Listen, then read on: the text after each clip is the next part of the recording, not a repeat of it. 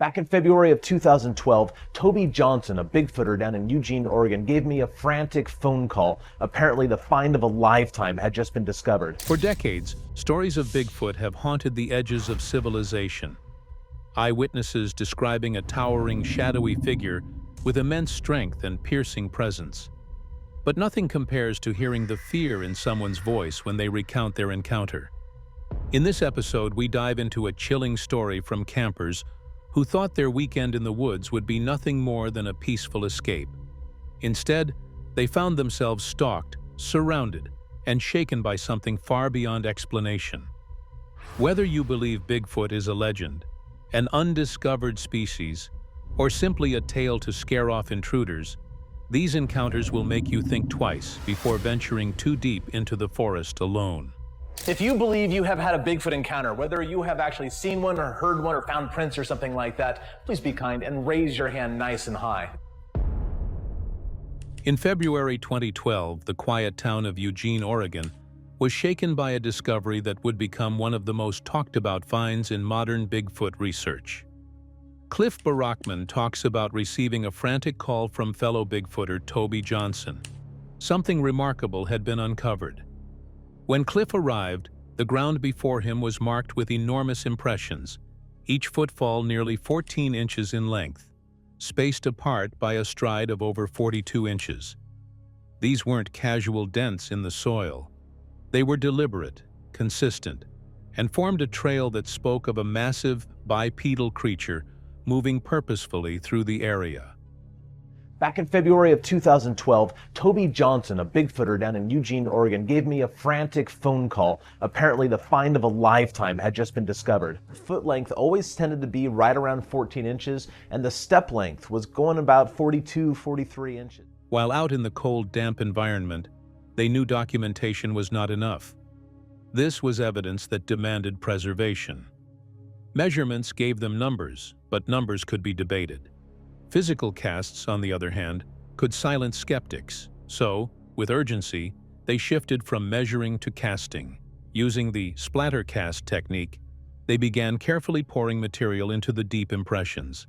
Each step had to be handled with care, and if one wrong move were made, the integrity of the prints could be compromised. The moment was tense, but also filled with an almost electric sense of excitement. As Cliff explains, it wasn't until all those prints were captured in plaster right before his eyes that the sheer scale of what happened truly sank in. He realized he wasn't just documenting footprints. He was preserving a story left behind by something enormous. We had a big job to do in front of us. We decided to stop taking those measurements and start the casting process. And notice that we're using the splatter cast thing. We're basically taking a little bit of it and just dropping it in there. To get all those footprints in one location right in front of me, that is when I really understood what happened that night. There you go. But evidence, no matter how compelling, means little if kept hidden. Science demands evidence, and Cliff understood that. He describes how the process wasn't complete until the findings could be shared, analyzed, and debated by others. This wasn't about chasing legends, but rather it was about approaching the unknown with the discipline of science. Peer review, he emphasizes, is not optional. It is the step that transforms a personal discovery into something that can withstand public and academic examination. With this in mind, Cliff and fellow researcher Craig Flippy packed their casts and data and set out on a Bigfoot road trip, journeying eastward to Pocatello, Idaho, to bring their work before the wider community. 72. Collecting the data is one part of the scientific process, but peer review is another. Peer review basically means that you share your findings or your data with others. The peer review step of the scientific process should not be ignored.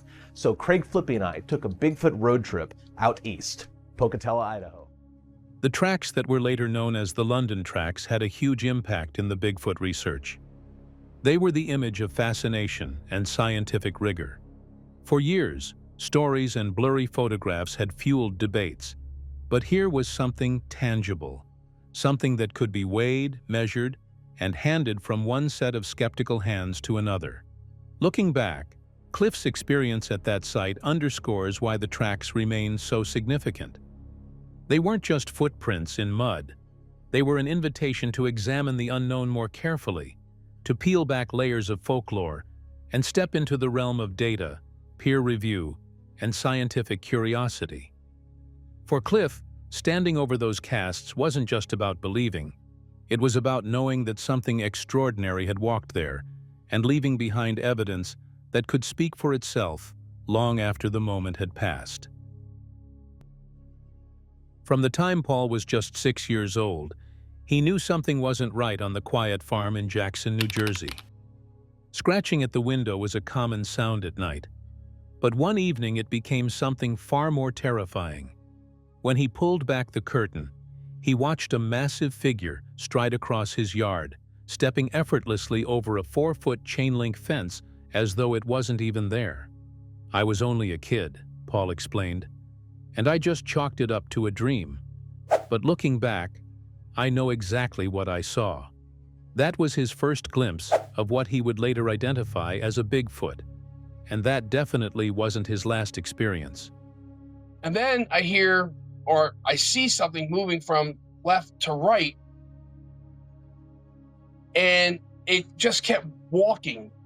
And it, like, the fence, it didn't even bother. The fence, like, it wasn't there. So it just, however tall this thing was, that 4-foot fence meant nothing to it. It just kept, like stepped over and kept walking. Strange encounters continued even in adulthood, particularly during his military service at Fort Bragg in the early 1990s. While on field exercises, Paul saw glowing orbs colored red, green, and blue that moved in impossible patterns, illuminating the trees around him. The red orb in particular bathed the forest in an eerie glow, and moments later, Paul passed out. When he opened his eyes, 6 hours had passed, and he was no longer standing but slumped against his gear. This bizarre missing time episode shook him deeply, a reminder that his life was somehow intertwined with forces he didn't understand. Still, the most unsettling moments would come after he returned home from the Army. One winter morning, while working in a sandpit near Jackson, Paul experienced the kind of primal fear that never leaves a person. As he walked alone toward the heavy machines, a scream ripped through the trees, a sound so powerful it made the hair on his neck stand straight up. Moments later, the pine trees ahead began shaking violently, as if something massive was crashing through them. He froze, caught between running to his truck or continuing toward his work site. Then, in his peripheral vision, he saw it, a towering dark figure watching him silently from the tree line. He described it as radiating anger, almost as if it could read his thoughts. In that moment, Paul was convinced he wouldn't survive. Strangely, the instant he surrendered, his paralysis lifted, and he was able to move again. If you look at something in the dark head on, you can't see it because of the blind spot in your eye. So the Army said, look to your left or your right in night vision so you could see something. So I kind of looked out the corner of my eye that way, and I saw it was dark. I can't explain it. Years later, Paul had another creepy encounter, this time with his children in the car. Driving through Kai Mills Wildlife Preserve on a sunny afternoon, his daughter suddenly pointed and asked, "Dad, what's that? That thing's huge." Just 10 feet away, hiding behind a bush, stood a massive reddish-brown creature nearly 9 feet tall. Its head rose above the 7-foot foliage, its outline sharp against the summer greenery. Paul didn't hesitate, and he threw the Jeep into gear and got his kids out of there. His daughter was so shaken by what she saw that she later wrote a short story about it for school.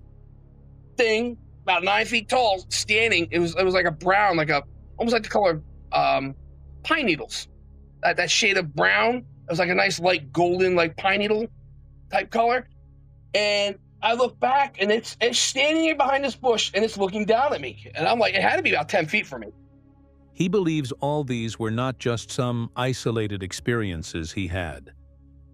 From the scratching at his childhood window to the silent figure watching him as an adult, the pattern was not a coincidence.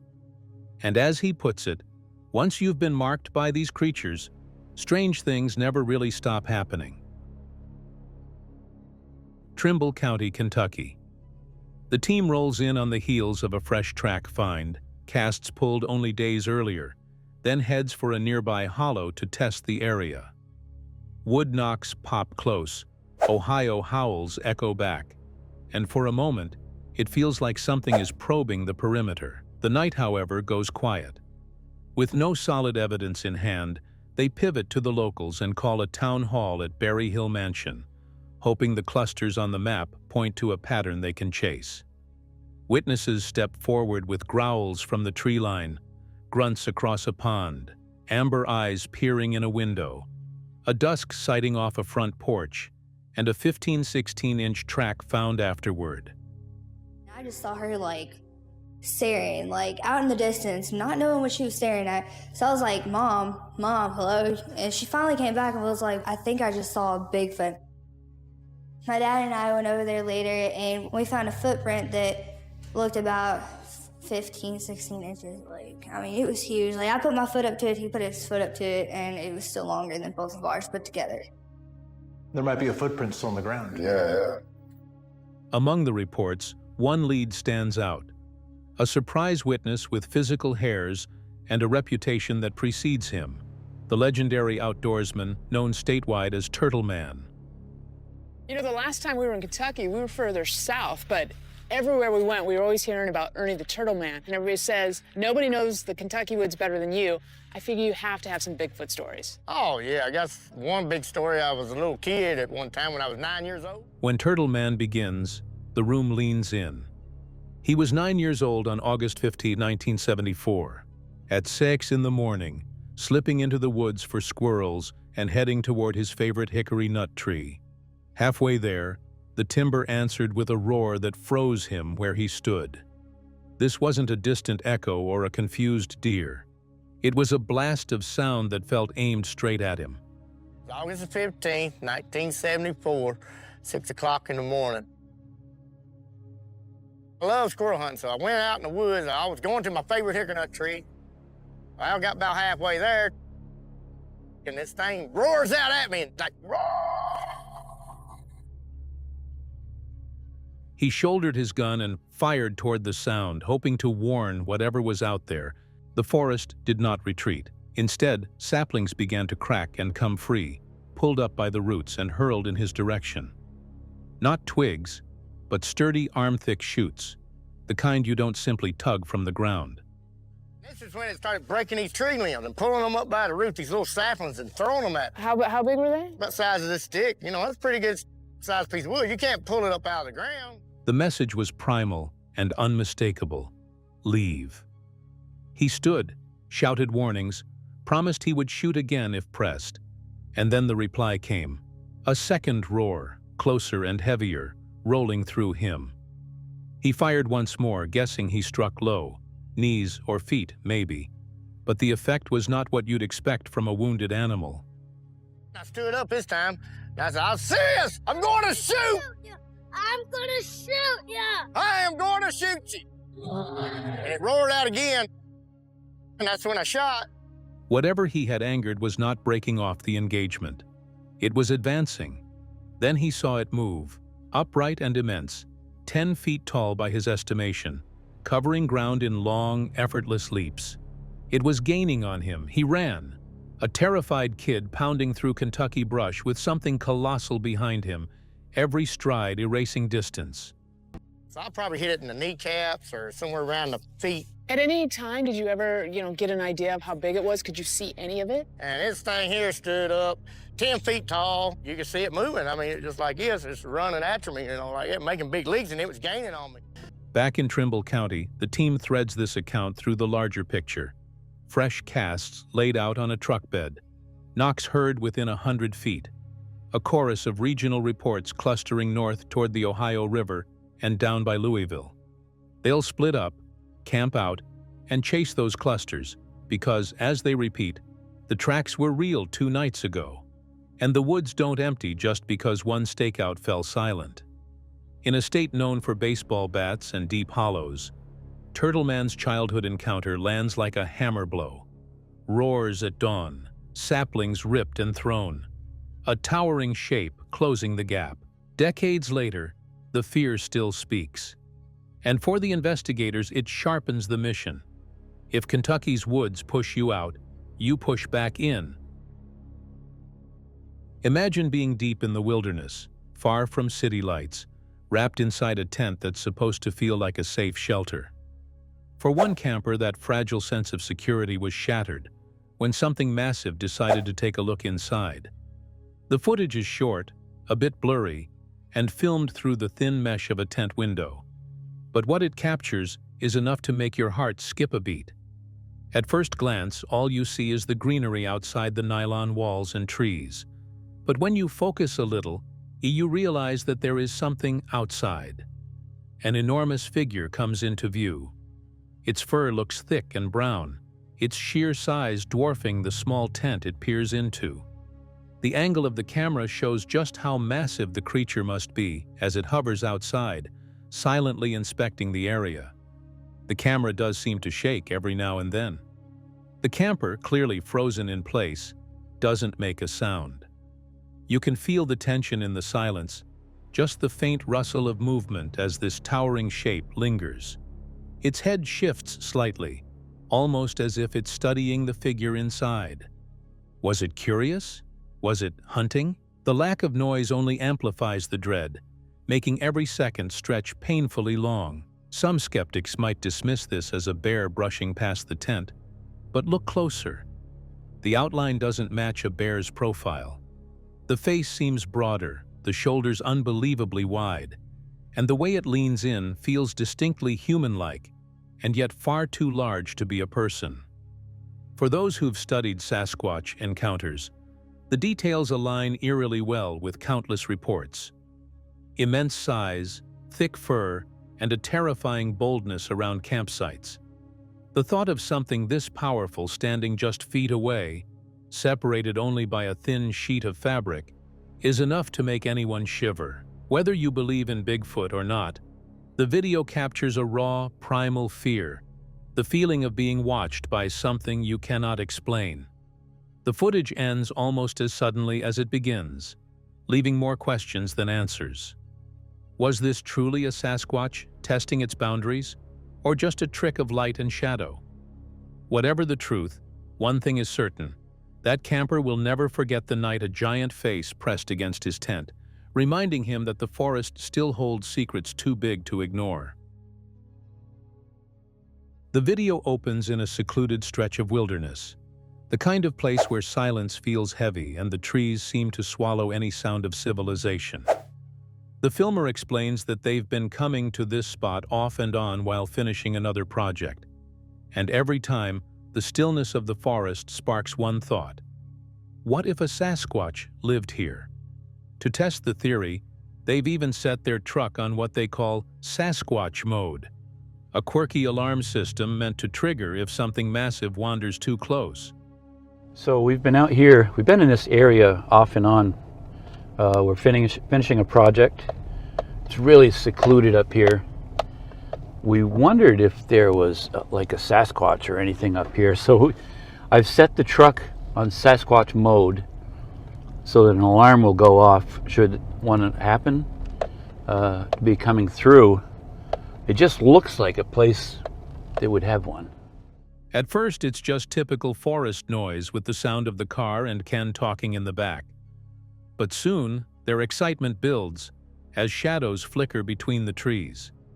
The tension in their voice grows when Ken is told that something or someone moved in the tree line. The camera wobbles as they prepare to slow down and park nearby and check out if there is something. For a fleeting second, it feels like they've stumbled onto the ultimate discovery. But then there is nothing. The figure vanishes, leaving behind only doubt and the sound of their breathing. What? I think I see something. You do? It's getting pretty intense. Yeah. Where? What? In between those trees over there. Way over? Yeah. Okay. So when the alarm goes off, I'm slamming this in park and I'm going to chase. Because I might have a brief... What is that? Are you kidding me? You know there's Sasquatch around here when you see that. Still not convinced, they press deeper into the mystery. The area is so isolated that it feels like the perfect hiding ground. Then, they stumble across what looks like a footprint in the dirt. The excitement peaks, and they think, could this be proof? Unfortunately, in the scramble, the tire rolls right over the impression, smudging the potential evidence into nothing more than a mark in the soil. No alarms. I don't know. Just wonder. It just seems like it could be. Are you seeing anything? Well, I thought I did, but I don't know where it went. Okay. Well, is that his footprint right there? Did you see a footprint? Yeah, I think you just drove over it though. Oh, I probably messed it up. The moment of hope slips away just as quickly as it came. Moments later, more so-called tracks appear nearby, only to be dismissed as misleading shapes in the ground. The grand reveal? A false alarm. The alarm system didn't detect anything unusual, and what seemed like movement in the woods faded back into everyday forest life. Whoa! Whoa, whoa, whoa!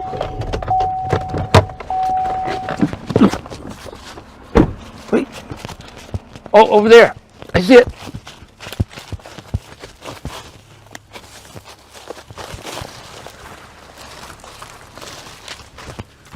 There's footprints.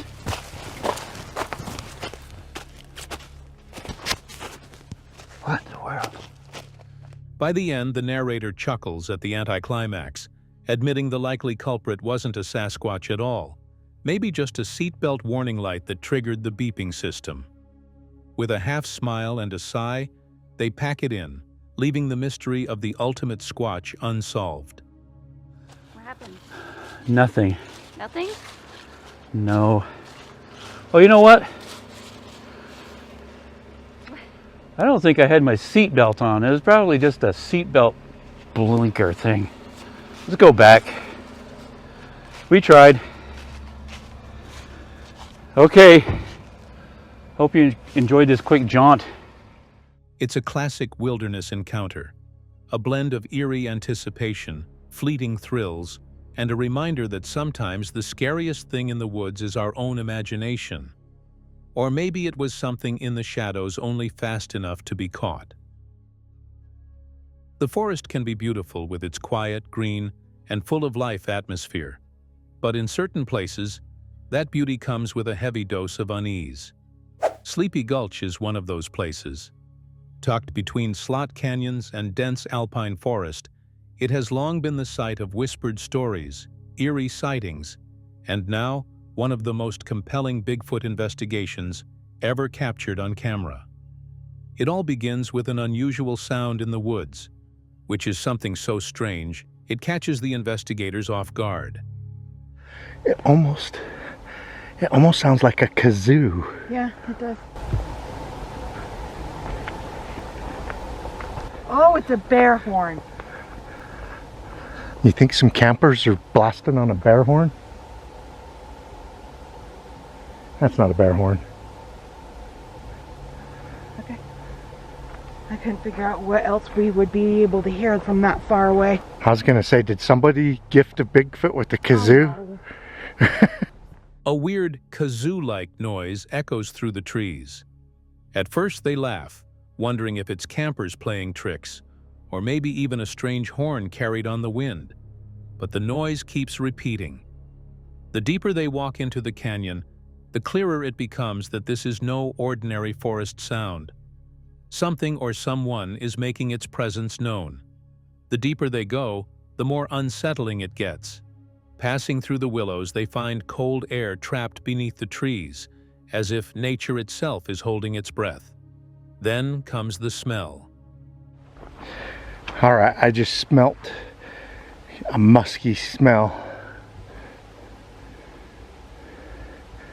Like an animal is just right here. What? I just smelt a musky smell like an animal was right here recently. Yeah, walk from there to here and see if you smell it. I smelt it in that section. I mean, it could be a pine marten, a badger. Suddenly, the lead investigator stops as he is hit by a musky, pungent odor hanging in the air. It's not the scent of pine or earth, but something animalistic and strong, like a predator that just passed through. He searches for tracks, only to stumble upon several bedding spots in the undergrowth, pressed deep into the earth. Something large has been lying here more than once, and it doesn't look like deer. And then the discovery that changes everything. This is a bedding spot area where there's a bunch of bedding.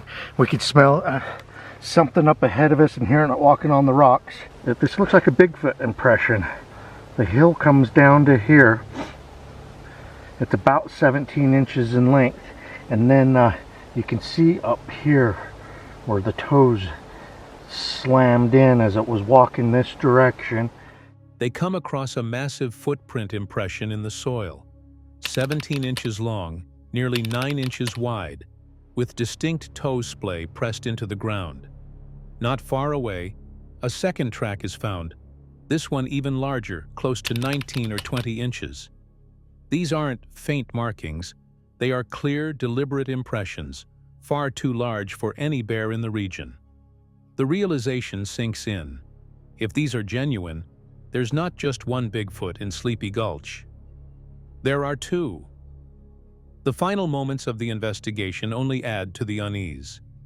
Branches snapped high off the ground, trees twisted in unnatural ways, and an eerie sense of being watched from the tree line. Huh.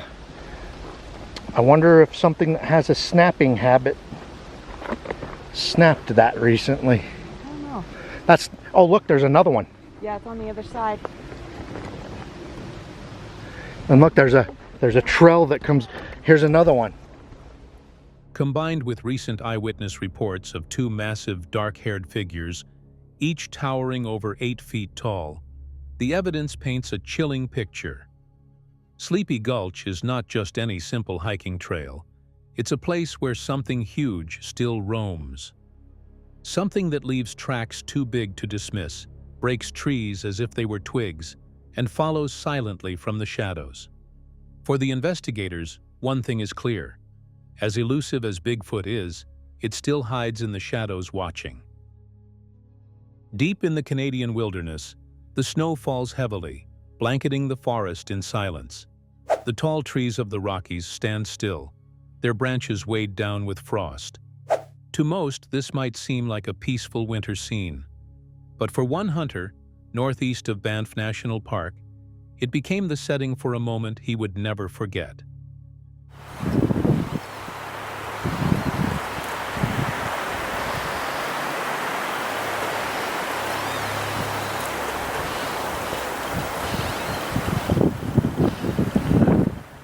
He had been moving quietly through the woods, tracking the faint movements of what he hoped would be a legal bull elk. Every step was deliberate, careful, the kind of silence only a skilled hunter can manage. But instead of elk, he found something else, something far more disturbing. Through the veil of falling snow and tall snow-capped trees, a shadow stirred. At first he assumed it was a moose bedded down in the thicket. The size and shape made sense, and moose are common in this part of the Rockies. But as he moved closer, the details didn't add up. The form was darker, bulkier, with long limbs partially concealed among the trees. And then he saw it. A ribcage hanging beside the figure, stripped clean of flesh, as if some predator had been feeding there. The hunter's instinct screamed at him that this was no ordinary animal encounter. He steadied himself, watching closely. The figure shifted, and that's when the truth hit him. This wasn't a moose, and it wasn't a bear. The way it stood, the simple size and build of its upper body, and the way it cradled something against its chest, this was something else completely.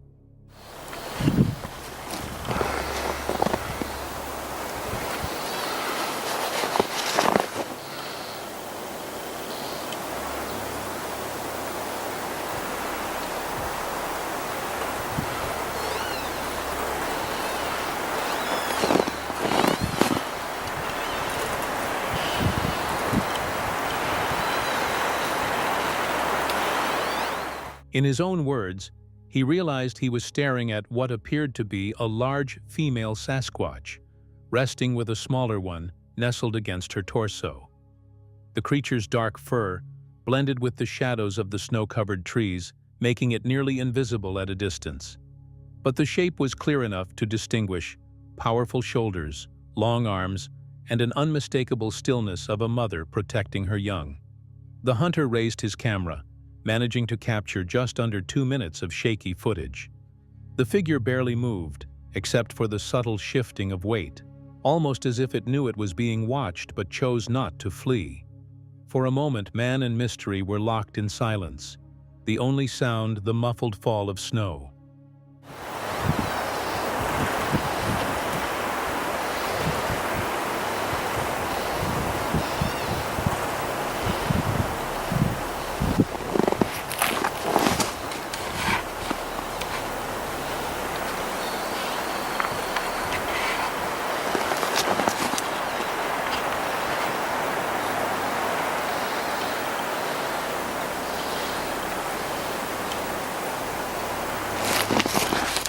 Fear overtook curiosity.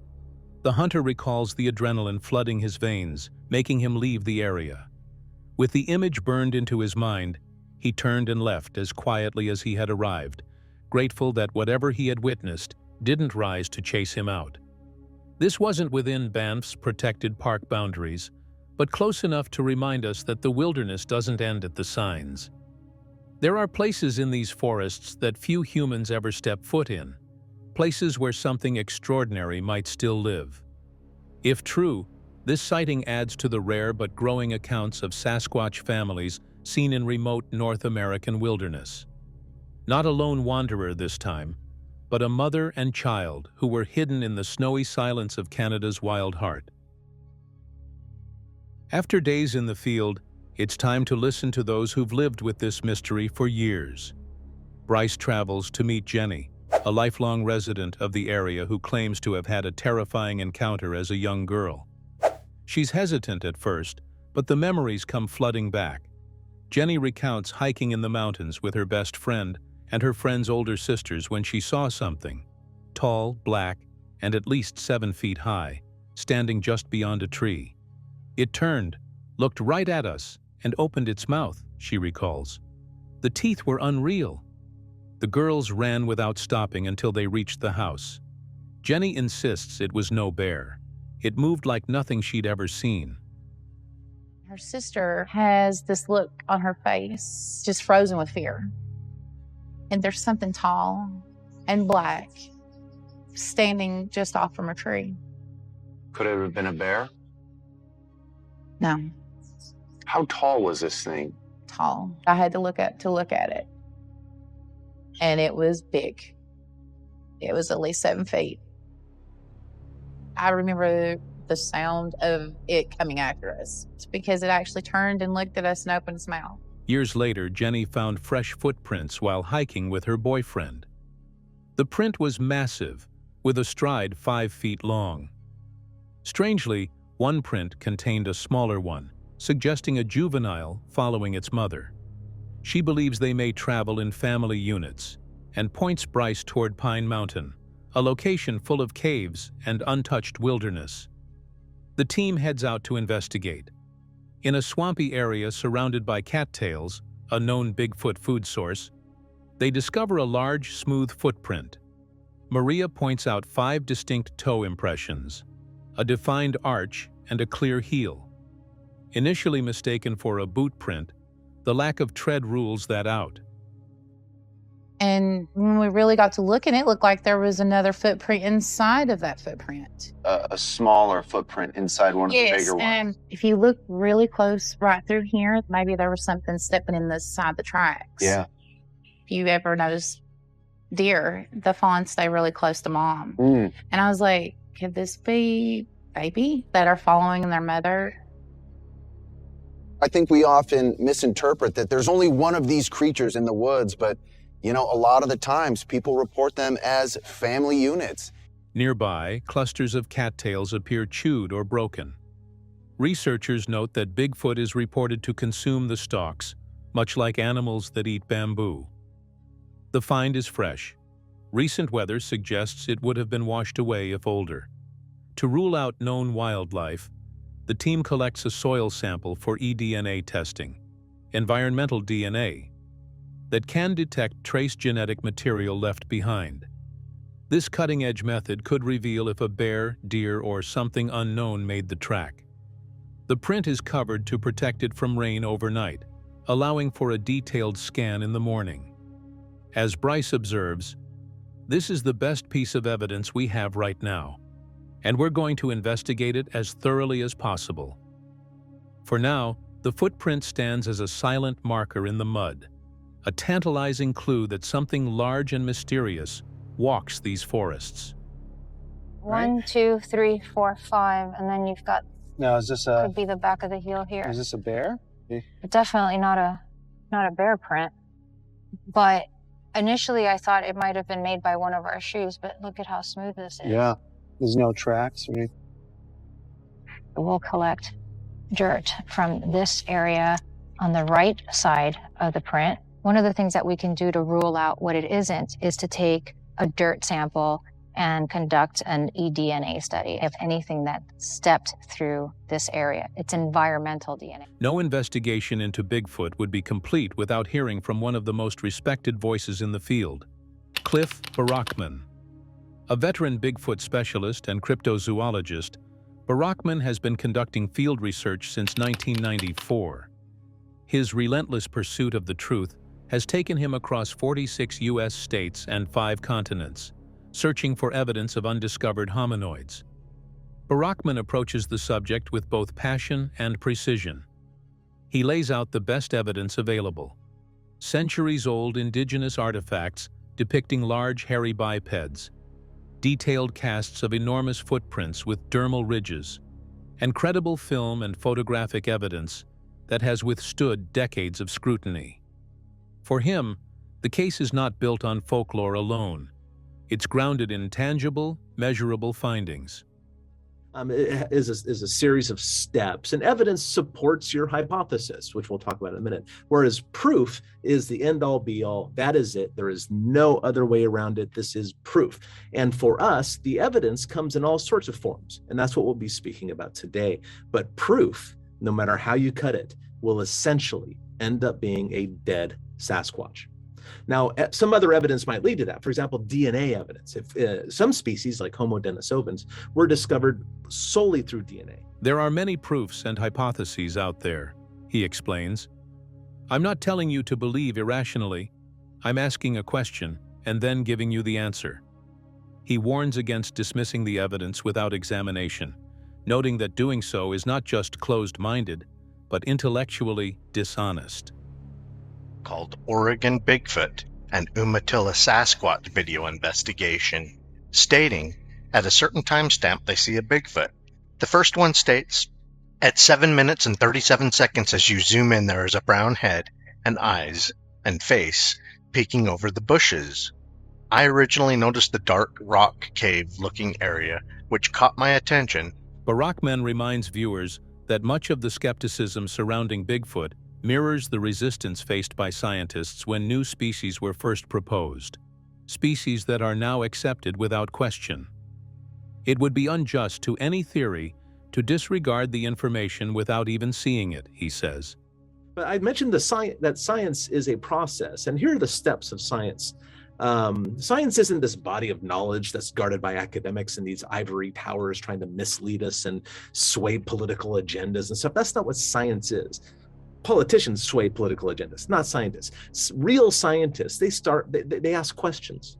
That's essentially what they do. They ask questions, and then they try to answer their question. That answer is a hypothesis. For those curious to dive deeper, Barackman points to past investigations and documentaries where his team has presented physical evidence, hair samples, body impressions, and trackways, collected under controlled conditions. The answers are there if you're willing to look, he adds. While the debate rages on, Barackman's work serves as a reminder. In science, conclusions should follow evidence, not the other way around. And when it comes to Sasquatch, the evidence is far too compelling to ignore. So we're going to go gather evidence now. And there's all sorts of evidence we could take a look at. Now, mind you, none of these are proof. None of these are going to put the nail in the coffin, so to speak, which is probably not the right thing to say, considering I already told you a dead one is going to be necessary, but you get, it's a figure of speech. So native accounts, historical and settler accounts, contemporary witnesses, sound recordings, photographs, these are all things that like a biologist would be looking for essentially. And that's the way the subject should be treated. Sasquatches are not UFO riding, shape-shifting interdimensional things. Before revealing the physical evidence and modern sightings, we turn to one of the most important steps in any investigation: technical debunking. To do that, we start with the most famous footage ever captured of the creature, the 1967 Patterson-Gimlin film, shot in Northern California. In just a few seconds of shaky 16mm footage, an enormous, upright, ape-like figure strides across a clearing, glancing briefly toward the camera. This image has since become the unofficial emblem of Bigfoot. This is the most famous footage of Bigfoot. It was shot in 1967 in Northern California, and this image has become the Bigfoot emblem. Since then, thousands of videos, photographs, sightings, and alleged footprints have surfaced. Believers insist these are compelling proof. Skeptics argue they're nothing more than hoaxes or misidentifications. Yet, according to polls, more than 1 in 10 Americans believe Bigfoot is real. So what's fueling this decades-long mystery? Countless other videos, photos, sightings, and footprints of a large ape-like man have been reported and studied. An avid group of believers supports the evidence as proof. A larger group of skeptics dispute it. More than 1 in 10 Americans believe Bigfoot is real, though. So what is behind the Bigfoot craze? What case do the believers make? Get somebody out here. That son of a bitch is about 6'9", I don't know. And what case do the skeptics make? It's just fake. Who is right? Bigfoot is one of several cryptids, creatures such as the Loch Ness Monster, Chupacabra, or Yeti, whose existence is unproven but passionately investigated by cryptozoologists. The term Sasquatch comes from the indigenous peoples of the Pacific Northwest, meaning hairy wild man, with depictions and oral histories dating back hundreds of years. Settler accounts began in the late 1800s, and by the mid-20th century, the term Bigfoot entered popular culture after 16-inch human-like tracks were found in Northern California. Cryptozoology is the science of basically of animals that nobody has seen. What exactly is Bigfoot, though? Also known as the Yeti or Sasquatch. That's a species. A Bigfoot is a upright, unacknowledged primate that exists around the world. In the 1920s, there was an indigenous word that was basically anglicized for print that was coined Sasquatch. Believers point to several main categories of evidence: eyewitness reports, footprints, hair samples, and audio recordings of strange, bellowing howls that bioacoustic experts struggle to match to any known species. Over 10,000 sightings have been documented, especially in Washington, Oregon, and Northern California. Researchers like Dr. Jeff Meldrum have collected hundreds of footprint casts displaying anatomical features, such as a midfoot flexibility, that differ from human feet but match non-human primates. Unidentified hair samples, some morphologically distinct from known wildlife, add another layer of intrigue. Some scientists speculate Bigfoot could be a surviving descendant of Gigantopithecus, a massive ape that lived in Asia hundreds of thousands of years ago. A hunter from Pennsylvania claims he took a picture of Bigfoot. Massive wealth of eyewitness testimony, anecdotal evidence. There have been an estimated 10,000 sightings reported across the country. Washington, Oregon, and Northern California are responsible for over a third of the reports. I think probably the most compelling thing is witness testimony. Most of the sightings are road sightings, and after that it would be maybe hunters or hikers. Then there's the Patterson-Gimlin film itself. Supporters argue that costume technology in 1967 was incapable of producing something so convincing, pointing out that even the high-budget Planet of the Apes film released a year later had less detailed suits. Analyses of the subject's gait also suggest biomechanics beyond human capability, and Roger Patterson passed a 1970 polygraph test affirming his account. These haven't been very open to it. The scientists, they're not interested in it. They take this stance that it can't exist because it would have already been acknowledged or discovered by now, which is ironically not a very scientific stance at all. It still is predominantly an amateur effort, or at least citizen science, and not real institutional efforts like scientific, academic, governmental institutions. Because if no one's looking, how reasonable is it to expect that someone's going to find them? But skeptics counter with their own evidence. Despite the prevalence of smartphones, drones, and high-quality cameras, why do most alleged Bigfoot videos remain blurry and distant? If a breeding population exists, where are the bodies, bones, or other biological remains? In 2013, a University of Oxford and Museum of Zoology study tested 57 hair samples attributed to Bigfoot. All matched known animals: bears, deer, horses, cows, and even humans, with none belonging to an unknown primate. Other studies claiming otherwise have failed peer review or raised concerns over contamination.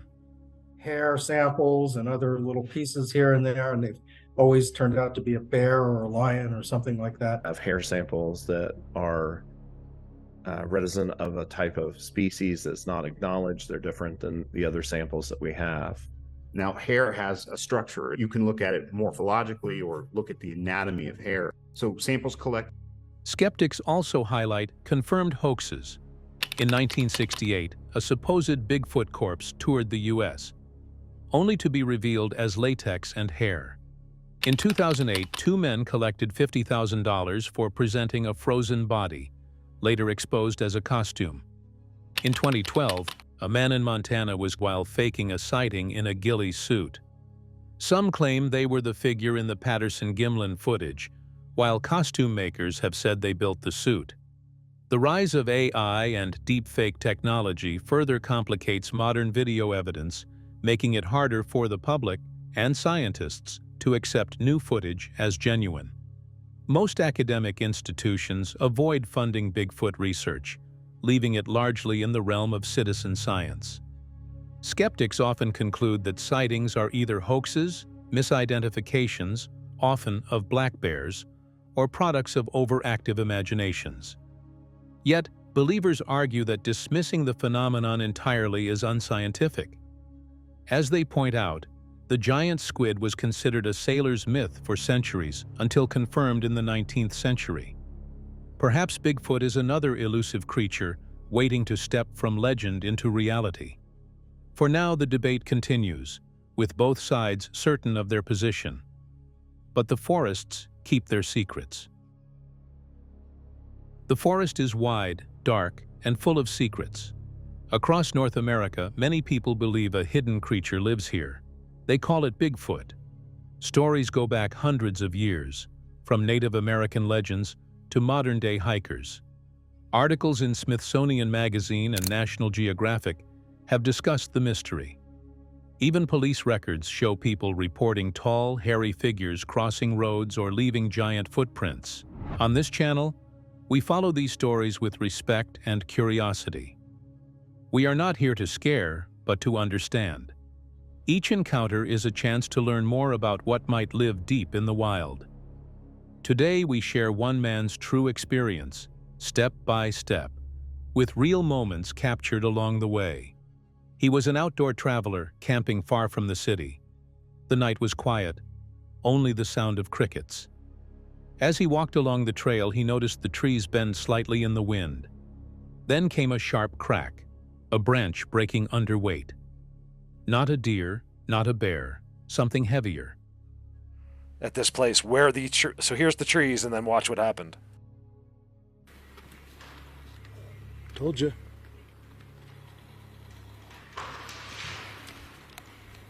Whoa, he's right there. I even see where he is.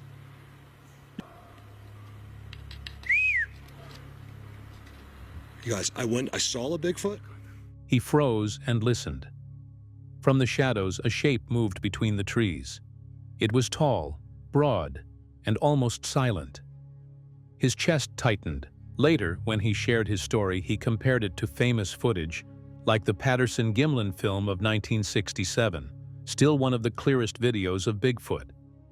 The next morning, he returned to the spot. On the ground, he saw deep impressions in the soil. They were wide, nearly twice the size of his own foot. He took photos like many other witnesses who have posted images online. Articles in Scientific American have reported similar finds, though science has never given a final answer. What the heck? 2 in a row! You got Joey's coming after me with the most amazing experience. You guys don't. I can't film this. Don't ruin this for me. Let me see if I can just do it really quick. Watch. Without looking, I'm looking the other way. He's right there, I think. I gotta look. Hold on. Yeah, right there. I asked him if he could move for me. He followed the trail, heart racing. The footprints led to a fallen log, broken in a way that seemed too strong for a human. While he looked closer, a low, deep sound echoed from the ridge. It was not a wolf, not an owl. It was something else. He pulled out his recorder, catching only a few seconds of the sound before it faded into silence. Some compare it to the strange audio collected by the Sierra Sounds team in the 1970s, believed by many to be Bigfoot calls.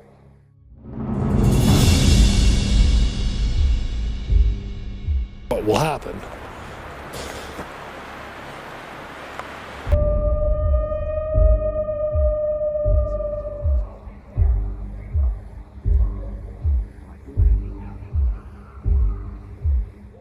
That night, back at camp, he felt the same presence again. The air turned still. A heavy thump landed just beyond the firelight, as if a rock had been thrown. Many Bigfoot investigators, from Finding Bigfoot to Sasquatch Chronicles, have described this same behavior. Stones tossed to warn humans away. He did not stay much longer. He packed and left, carrying his story with him. I wanted to not film this, I really did. Watch this, you guys. So this is just, my house is right there, right down over there. Well, my RV. I say house, I mean RV. Check this out.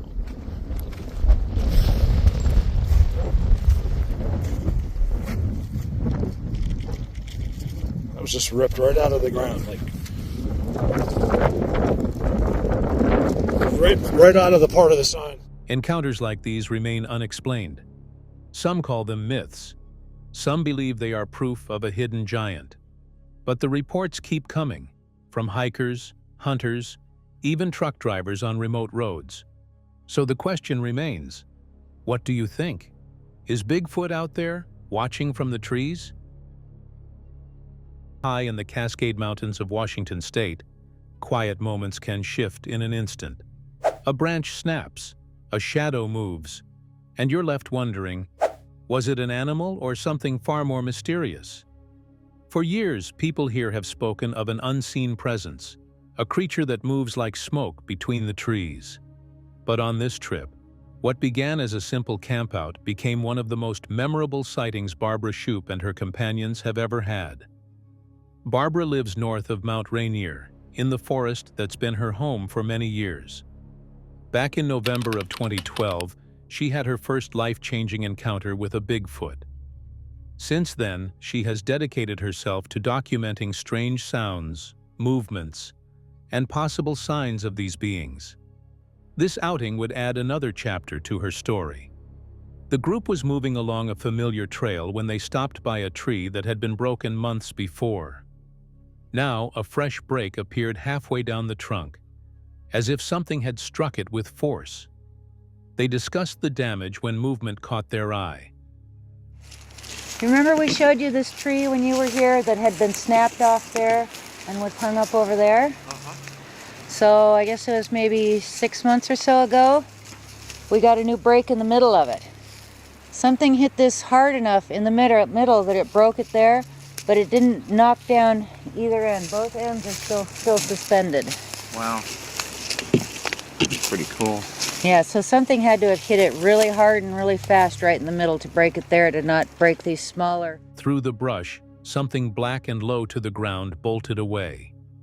2 witnesses saw it clearly. It was small, fast, and dark, and it sent the surrounding plants shaking as it disappeared. At first, they thought it might be Barbara's dog, Gabby, but Gabby stood right beside them. This was something else entirely. The excitement grew as they realized they had shared the same sighting. One described it as no taller than a foot or so from the ground. Another recalled the instant when fear mixed with awe. They had seen something alive, and it was not any animal they knew. Have no fear, they're more afraid of you. Yeah. Yeah. Yeah. You're okay. I think it was a youngster. Yeah. What'd you see? A little tiny Sasquatch. It looked like Gabby. First, I was thinking, yeah. what's Gabby doing? And then I stopped, and then it turned around and took off through the bushes. And then I see like the bushes fall from the tree. And then I'm thinking like, what did I just see? And then she says, did you see something black? And I'm like, I did. And I thought it was Gabby. Later, another witness recounted seeing something black climb down a tree head first before vanishing. She compared it to a monkey, but with no tail and a smooth, quick motion. The size, shape, and color didn't match any local wildlife. It happened in seconds, too fast for most to react. The next day, the team returned to investigate. They followed a possible path the creature had taken. Pressed down moss, disturbed leaves, and broken branches lined the way. Then they found it. A clear footprint, almost 12 inches long, 3 inches deep at the heel. Tape measure, please. Okay, so we have found the correct pathway here. We have a footprint that is approximately 11 and 3/4 inches long. It's kind of hard to go by width here because it's kind of torn up. I would say it's approximately 5 inches wide, and the heel would be... From there, the trail continued. More impressions appeared, one showing clear toe marks. The measurements were nearly identical, just under 12 inches. Every sign pointed to something large, heavy, and barefoot moving through the forest. At one point, they found where debris had been knocked from a log, suggesting the creature had climbed or stepped over it. The path ended with more crushed plants and another partial print. We have some more crushed weeds right here. These are broken and knocked down. Possible disturbance right there. And right here. Looks like another footprint. Right here. So this could be hand mark, possibly heel. Was it a young Bigfoot staying low and moving fast to avoid detection? Or could it have been something cloaked, blending into the forest until the moment it chose to run? The answers remain in the shadows of the Cascades. Barbara and her team left that day with more questions than answers, and the memory of a rare, shared sighting that still gives them goosebumps. What do you think they saw? The Kentucky eyeshine footage has long been considered one of the most compelling pieces of evidence for Bigfoot. After all, human eyes don't shine in the dark. The question is, what exactly was caught on camera that night? To investigate, the team from DMAX UK traveled deep into Daniel Boone National Forest, a vast stretch of Kentucky wilderness famous for its hardwood trees, bourbon mash, deer, and endless cover. The perfect place for something to hide. A lot of forest and farms near the highways, but back for a lot of miles in a lot of directions, it's mostly woods. The original video, now called the Kentucky Eyeshine, was filmed by Charles, who was in the forest with a member of the BFRO, the Bigfoot Field Researchers Organization. What they captured wasn't a clear body or silhouette, but something stranger. 2 glowing eyes, large, unblinking, and far apart. Wow, we're up here. Yeah, this is the spot. So this is where it happened. Where were you standing? I was standing right here on the rock, and we came up here, and it was right before dark. And I was filming this area here, and when I turned around, there was eye shine coming from right through here. Charles and his partner swore that while recording, a second creature moved in from the opposite side. To them, it felt like a strategy, not a chance. The D-Max team met Charles at the location. In daylight, the forest looked ordinary, but he walked them step by step through what happened, where he stood, where the eyes were, and how threatened they felt. So threatened, in fact, that they left the area immediately after the encounter. Let's take a look at this thing. Here's the first part where you can see right there, both eyes. Yeah, both eyes just like shine bright, like right there. That's pretty amazing. But the D-Max crew wasn't there to run. They were there to test. Could they recreate the conditions of the footage? Charles pointed to the exact tree where the glowing eyes had been. Measuring from the ground, the reflection's height came out to just over 8.9 feet. That number silenced the group. Almost 9 feet tall, too high for a deer, too tall for a person. Skeptics quickly raised the owl theory. Maybe the eyes belonged to a bird perched in the branches, but the branches didn't line up, and no owl has eyes that large, that far apart, and glowing with such intensity. Whatever Charles filmed that night fits well within the range of being a Sasquatch, and at that height, eyes that big would make sense. Now, in the original video, look at the crooked branch compared where the eyes are. Whoa. See how far up above your head that is? I'm tiny. You're like a little over half its size. As night fell, the team prepared for their own vigil. Thermal cameras were readied. The rain began to fall, making everything heavier, quieter, harder. They split up, covering different angles of the forest, and let out long, echoing calls. Sounds meant to mimic Sasquatch. No clear reply came. Only the tapping of rain and the hum of the woods. Did you hear something? That was significant. Thermit, dude. We heard a big kaboom, sounding like something, almost like something dropped. Still, the eyeshine video remained in their minds. Something had been there, watching, observing, choosing not to step into the open. That kind of awareness suggested intelligence, and that more than anything was unsettling. So what did Charles see? A massive creature standing almost 9 feet tall, silent in the trees? Or was it a trick of the night, an ordinary animal mistaken for something extraordinary? The truth remains unsettled. But for those who've seen the footage and stood in those woods, the memory of those glowing eyes never leaves.